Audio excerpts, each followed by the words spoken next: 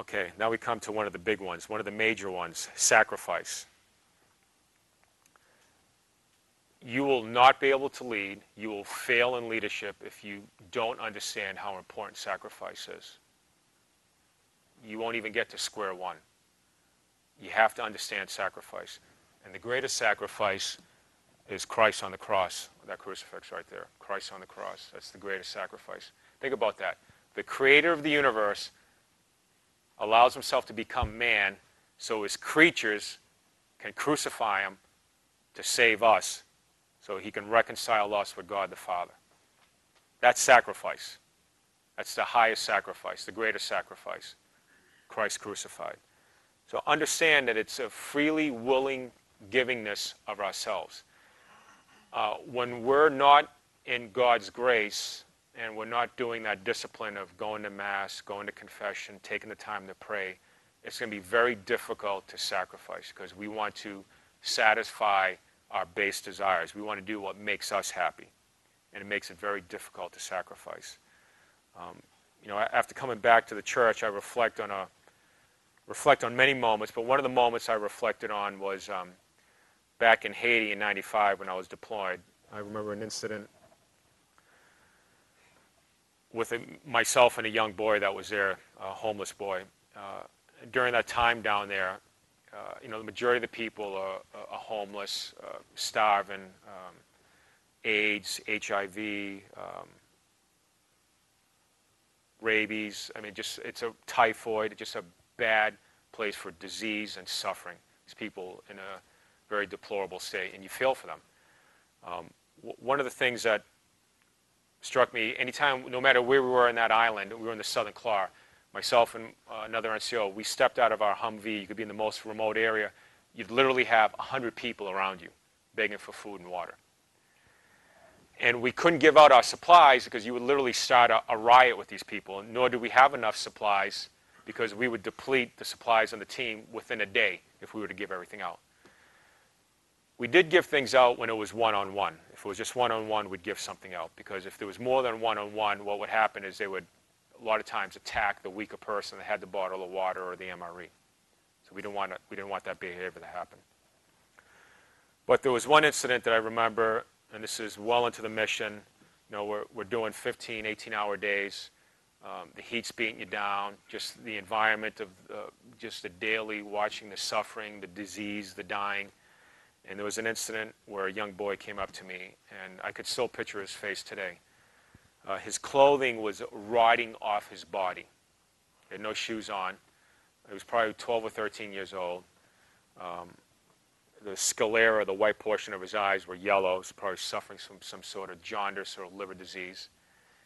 And it was just him and I. The other NCO, I don't know if he was in a building or where he was at the time. And this young boy came up to me. And I'm beaten down by the mission. I'm tired. All of us lost anywhere from 20 to 25 pounds at that point. And all he asked me for was water. That's all he asked me for. But I was having a bad day. And I told him to beat it. I told him to get out of my face. And I didn't reflect on that moment or that young boy until years later after I came back from the church. And I realized how I failed him, failed my mission, and failed God. But it's more so because I wasn't living in God's grace. I didn't understand God's grace. So I was having a bad day. I was tired. I was beaten down. I let the mission get the best of me. And I failed into giving the least of him a bottle of water. And what we do to them, we do to Christ, right? And I didn't understand that until years later, until I came back to the church. So suffering, sacrifice is a huge part of leadership.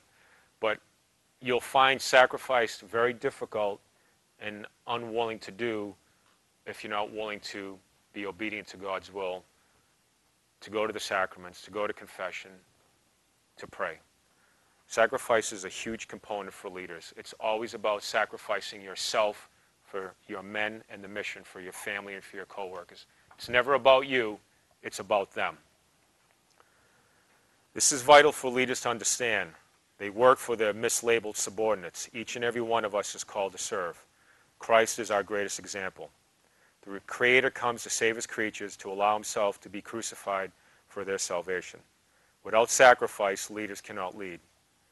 To lead is to inspire ordinary men to do the extraordinary. This will come with a cost. Sacrifice comes with a cost. Our salvation was purchased not with glory or fame, but with Jesus' suffering and rejection. Leaders must remember this when they are confronted with their own suffering. They are assigned mission, and the welfare of the men come first, not their own wants or desires. It is precisely during our suffering and hardship when we inspire souls towards Christ.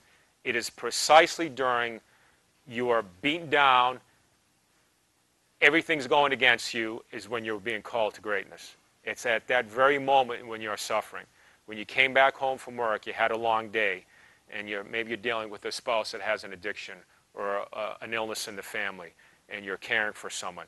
It's during this whirlwind of despair that you're in is when you're being called to greatness. It's during that suffering. Offer that suffering up to Christ. Offer it to Christ. He'll give you the graces to fight the good fight and to get through that. That's when you'll inspire others towards you. Towards Christ, you'll inspire others towards Christ. This comes from 1 Peter 2-20. But what credit is there if you are patient when you are beaten for doing wrong? But if you are patient when you suffer for doing what is good, this is grace before God.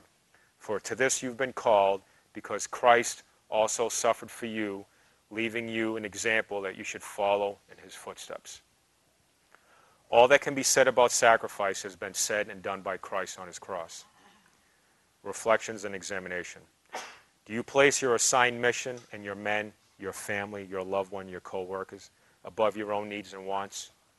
Or do you shrink from that hardship? Think about that. Or do you shrink from that hardship? Prayer. Dear Jesus, teach me to lovingly accept and courageously carry my cross and to patiently carry it to the bitter end. May I receive the grace to persevere during the trials of this life, to always place the needs of those around me and under my care ahead of myself, to freely give and not count the cost, to labor and not seek rest, to simply and faithfully glorify your will. Listen, gentlemen, remember, sacrifice does not come easy. It's only aided through God's grace. Are you willing to sacrifice for your men and mission? But that starts with prayer, going to confession, and going to Mass. That's part of that discipline. And you'll receive the graces to do that sacrifice that you need for your men and your mission and your family.